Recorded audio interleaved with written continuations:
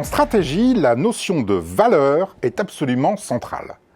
Malheureusement, à force d'être utilisée dans des contextes trop différents pour désigner des choses trop distinctes, le mot « valeur » a un sens souvent imprécis. Si vous parlez avec des financiers, le mot « valeur » fait implicitement référence à la valeur actionnariale, c'est-à-dire à la capacité à dégager pour les actionnaires une rentabilité supérieure à la moyenne de l'industrie. Pour un financier, créer de la valeur, c'est mieux rémunérer les actionnaires.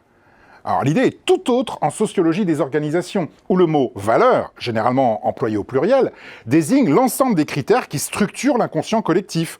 On se demande alors si telle ou telle décision est en phase avec nos valeurs. En stratégie, le sens du mot « valeur » est encore différent. La valeur désigne le prix qu'un client est disposé à payer pour acquérir votre offre. À partir du moment où la valeur d'un bien ou d'un service est supérieure à son coût, c'est-à-dire dès que les clients estiment qu'ils méritent qu'on dépense plus que la somme des coûts qu'il a fallu mobiliser pour le produire, eh bien cette offre est rentable et l'entreprise dégage un profit. Au passage, ce profit n'a aucune raison de revenir en priorité aux actionnaires. Il peut aussi être utilisé pour investir, pour recruter, mais aussi pour payer des impôts, au premier rang desquels la bien nommée taxe sur la valeur ajoutée. La création de valeur au-delà des coûts est donc essentielle en stratégie. Sans création de valeur, il ne peut pas y avoir de création de richesse.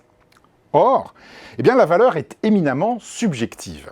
Il existe ainsi des industries où la valeur est totalement déconnectée du coût. C'est le cas par exemple des grands crus.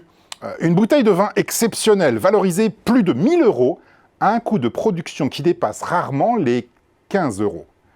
De même, le consultant d'un grand cabinet de conseil facturé au client 2 000 € par jour coûte rarement plus de 10 000 € par mois à son employeur. Il rembourse donc son salaire en seulement 5 jours.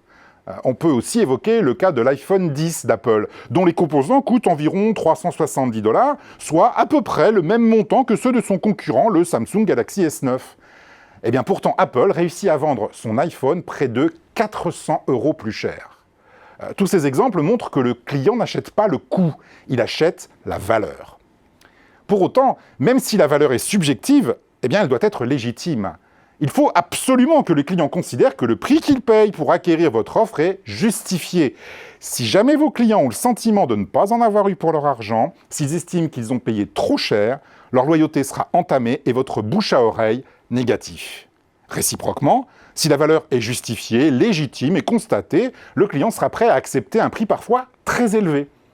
Par conséquent, il existe une phrase magique en stratégie. Si vos clients prononcent cette phrase à propos de votre offre, vous bénéficierez certainement d'une solide rentabilité, voire d'un avantage concurrentiel. Cette phrase magique que vous devez absolument chercher à susciter, c'est « c'est cher, mais ça les vaut ».